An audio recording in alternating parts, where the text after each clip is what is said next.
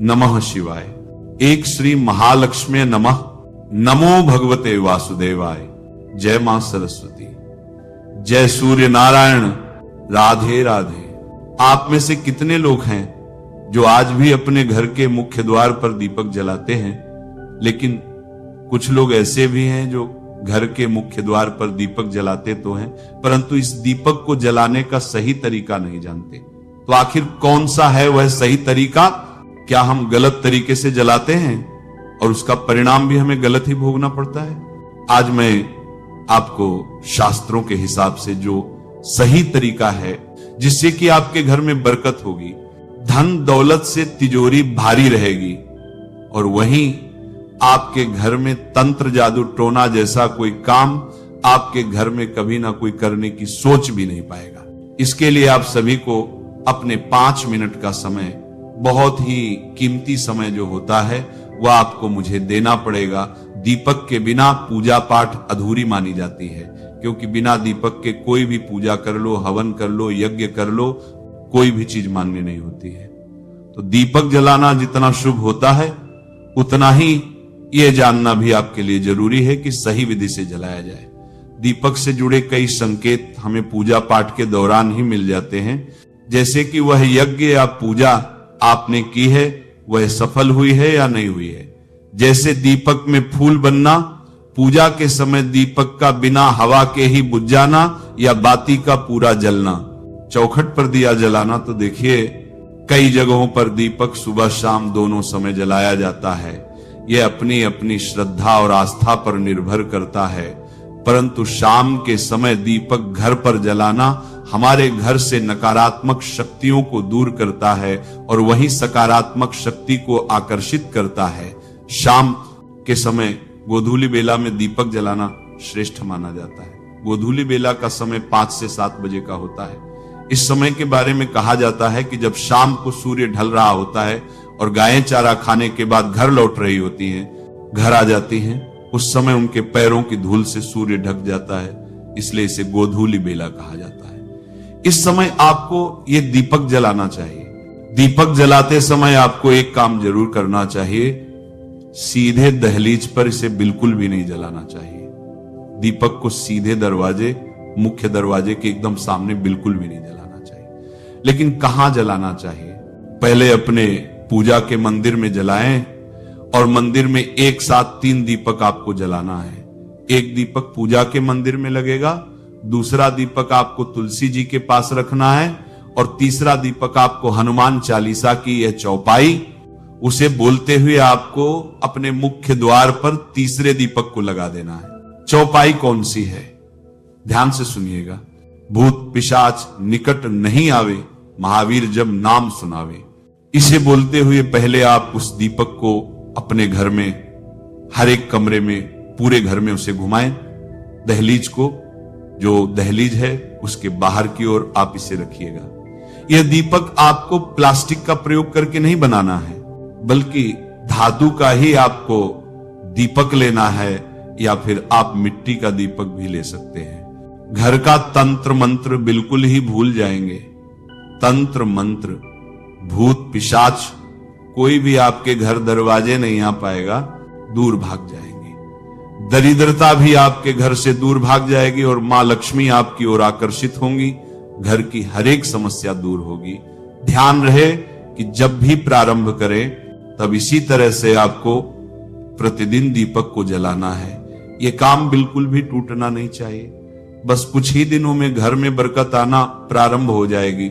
शनिवार के दिन एक लौंग, ध्यान से सुनिएगा, रोज तो आपको दीपक जलाना ही है, लेकिन जब शनिवार का दिन आए तो एक लौंग का जोड़ा और एक चुटकी काले तिल भी आप इस दीपक में डाल दीजिए, और उसके बाद आप अपने मुख्य दरवाजे पर इस दीपक को लगाएं।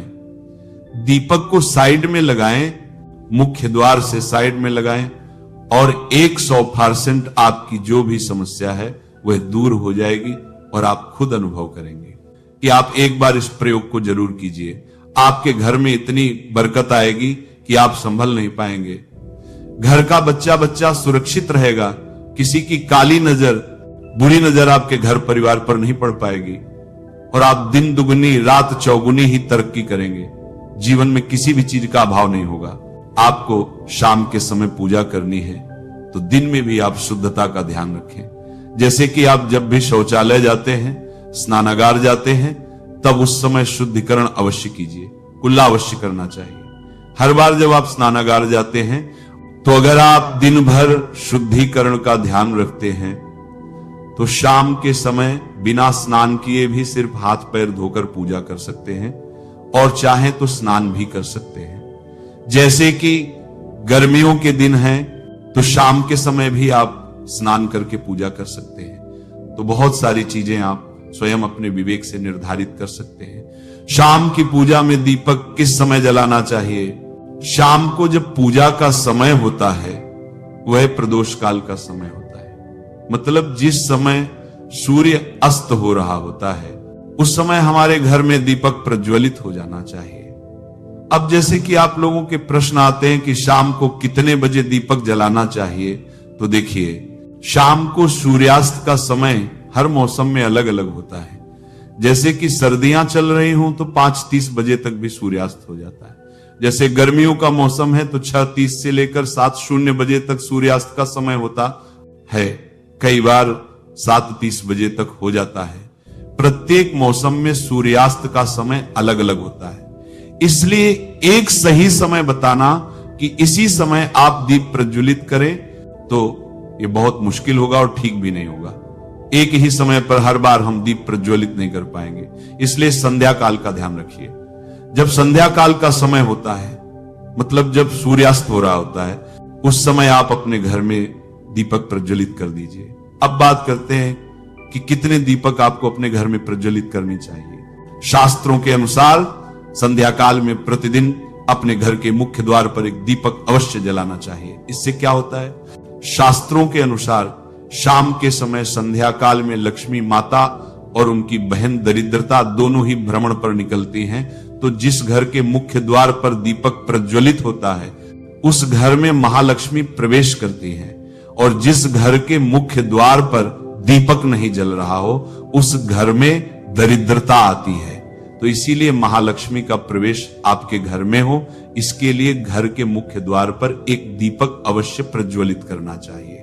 घर के मुख्य द्वार पर जो दीप प्रज्वलित किया जाता है, संध्या काल में इसके बहुत सारे फायदे शास्त्रों में बताए गए हैं। शास्त्रों के अनुसार संध्या काल में जिस घर के मुख्य द्वार पर दीप प्रज्वलित होता है उस घर में किसी भी प्रकार की नकारात्मक ऊर्जा प्रवेश नहीं करती है। कोई भी वास्तु दोष आपके घर में हो, अगर आप मुख्य द्वार पर दीप प्रज्वलित करते हैं तो समस्त प्रकार के वास्तु दोष से मुक्ति मिल जाती है।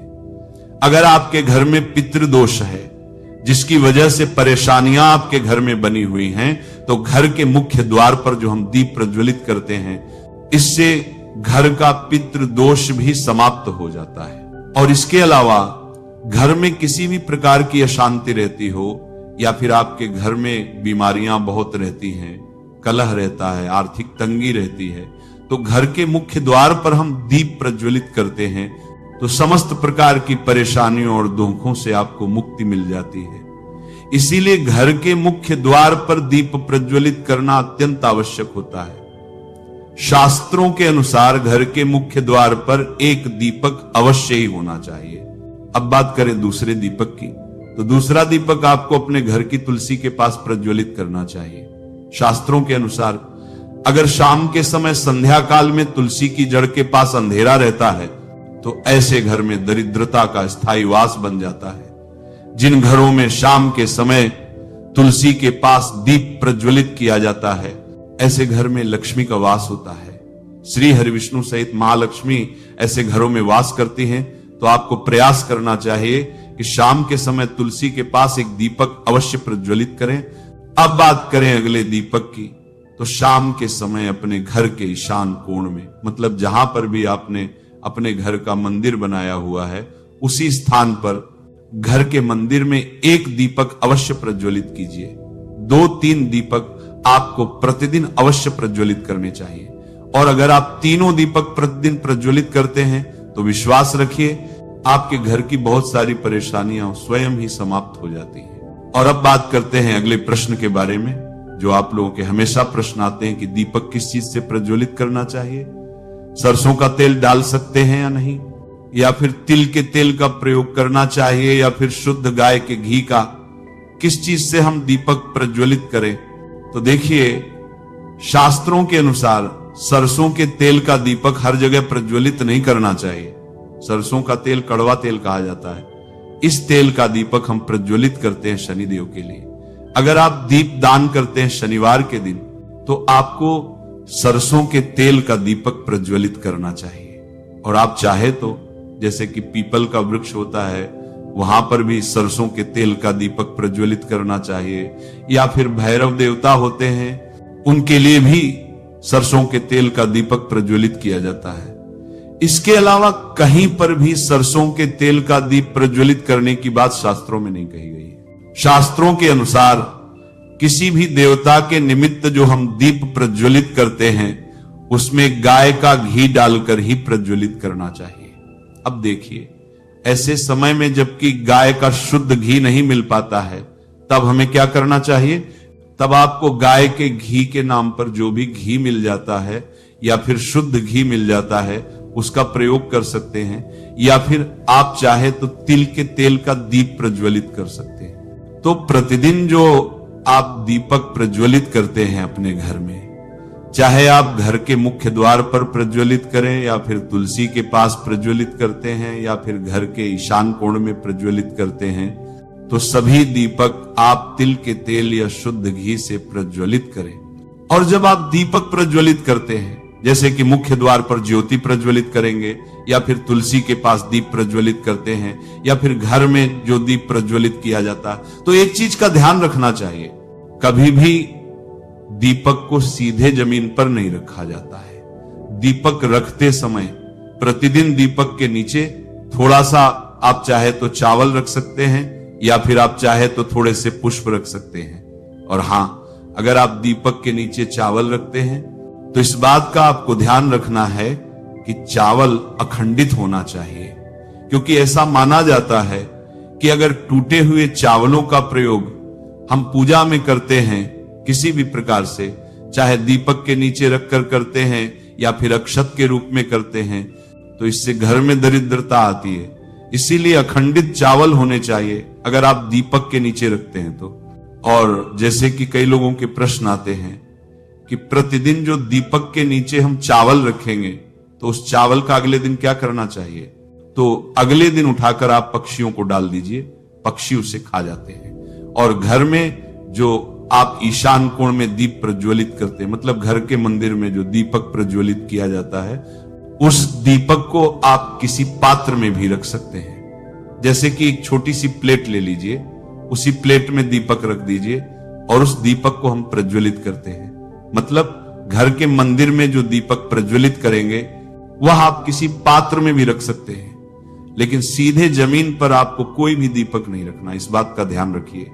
और आपका अगला प्रश्न है कि शाम की पूजा करते समय किस मंत्र का जाप करना चाहिए?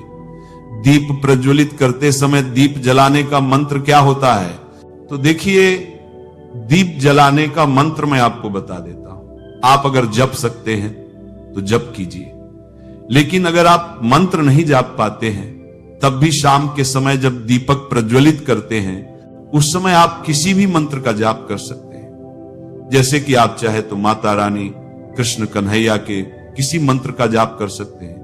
आपके कोई इष्ट देवता हो तो उनके मंत्रों का भी जाप कर सकते हैं। दुर्गा चालीसा या हनुमान चालीसा का पाठ करते हुए भी आप दीप प्रज्वलित कर सकते हैं। जरूरी नहीं है कि आप दीपक जलाने वाला मंत्र ही पढ़ें, किसी भी मंत्र को पढ़कर आप दीप प्रज्वलित कर सकते हैं, संध्या वंदन कर सकते हैं। क्योंकि शास्त्रों में कहा गया है कि मौन रहकर कभी भी पूजा नहीं करनी चाहिए। जो भी शुभ कर्म होते हैं वह मंत्र उच्चारण के साथ ही संपूर्ण किए जाते हैं, इसलिए मंत्र उच्चारण आवश्यक है। कोई भी मंत्र जपते हुए आप पूजा कर सकते हैं, संध्या वंदन कर सकते हैं, लेकिन दीपक जलाने का जो शास्त्रों के अनुसार मंत्र है वह मैं आपको पढ़कर बता देता हूं। मंत्र है शुभम करोति कल्याणम आरोग्यम धन संपदा शत्रु बुद्धि विनाशाय दीपक ज्योतिर्नमो स्तुतेथु दीपज्योतिः परम ब्रह्म दीपज्योतिर्जनार्दनः। दीपो अर्तुमे पापम संध्या दीपो नमोस्तुते। इस मंत्र का जाप दीपक प्रज्वलित करते समय करने से कहा जाता है कि सभी प्रकार के पापों से मुक्ति मिल जाती है और दीप देवता जो होते हैं वह हमारे जीवन में प्रकाश करते हैं। तो बहुत आसान है ये मंत्र, अगर आप लोग नियमित पढ़ेंगे तो निश्चित ही आपको याद हो जाएगा और दीपक प्रज्वलित करते समय आप बिना देखे भी पढ़ पाएंगे। और अभी आप चाहे तो इसे किसी कागज पर लिखकर रख सकते हैं और घर के मंदिर में ही रख दीजिए जहां पर आपको दीपक प्रज्वलित करना है। तो जब आप दीप जलाएंगे तब आप इस मंत्र को देखकर पढ़ सकते हैं और कुछ दिनों में तो याद हो ही जाता है।